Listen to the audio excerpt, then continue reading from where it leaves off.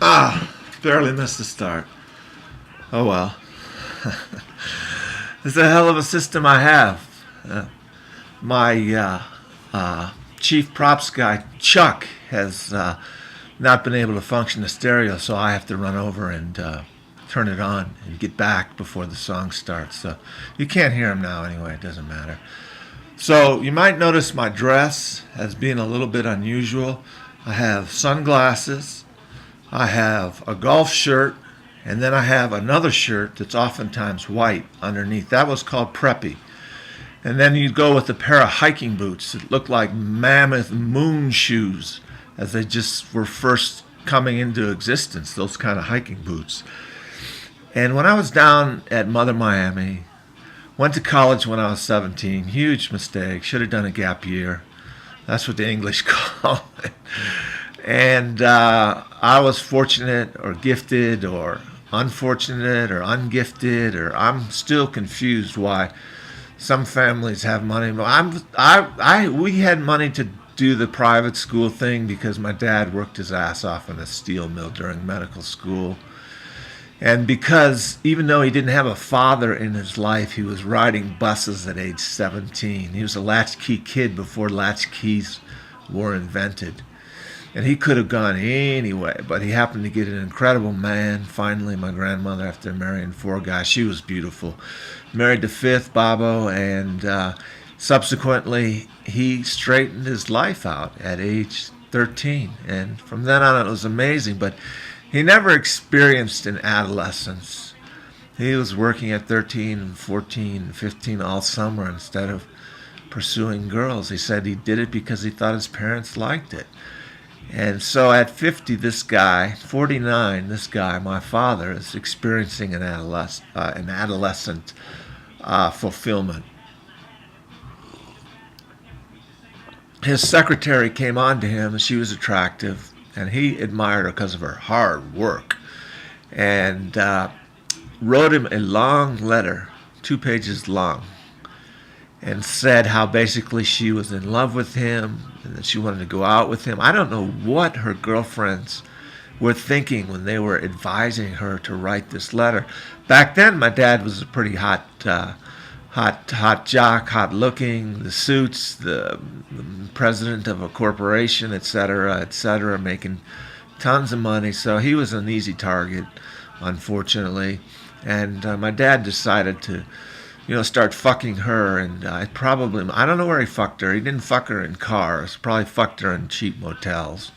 Or probably not even cheap motels. Mediocre, but not too expensive. Motel 6, these kind of lodge motels where you get a week's rent. I'm sure he fucked her there. And he would pretend like he was going to the Brook Park Rec Center where he works out. And Brook Park happened to be the same place that this gold digger lived. And she accomplished her goal. She took this man who had only been with one woman all his life and turned him into a whore. Basically, he left 6 kids. He couldn't leave my mom because she was dying of cancer. It's very similar to John Edwards' situation, having the affair while the wife is dying of cancer. And my sisters vowed that they'd never forgive this woman. We'll just call her Slut. And I kind of said, well, you kind of got to forgive her because, I've sinned too. He who hasn't sinned casts the first stone. And I learned first. My dad confided in me first, and it was just a freaky, weird, bizarre situation that at 49, 50 years, he was with this 31-year-old woman. And it ended badly for Mike. Evidently, she didn't like gray hair and didn't like older men. So the first clue was her uninviting him to her work party because he was too old looking. This is the downside of affairs. He was too old looking, so no amount of money was really going to keep this whore honey. And she eventually left him. And didn't wait till he built her a mansion first and filled it with white leather furniture, but then that was the leaving of her. And my dad went into even more compulsive gambling behavior on the stock market and lost huge amounts of money. So this long diatribe is about not having a true adolescence. So my dad not having sexual experience 16, 17, 18. Maddie started at 12, yikes.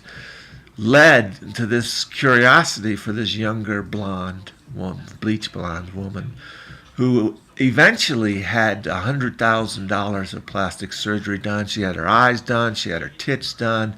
She had her nose done. She was Botoxed out. And shockingly, she was better looking. One of the first persons I've ever seen who's had that amount of surgery who's better looking. But she still kissed my dad goodbye, who remained faithful as a friend. She once had him go to a bar to check out the guy she was dating to see if he was really there and not lying. So that's the kind of friendship they maintained to the end. And because of Meg, on the night he died, she was able to go say goodbye to him in the hospice. Meg kind of cut some corners and snuck around some hoops and loops, and she finally did get to say goodbye.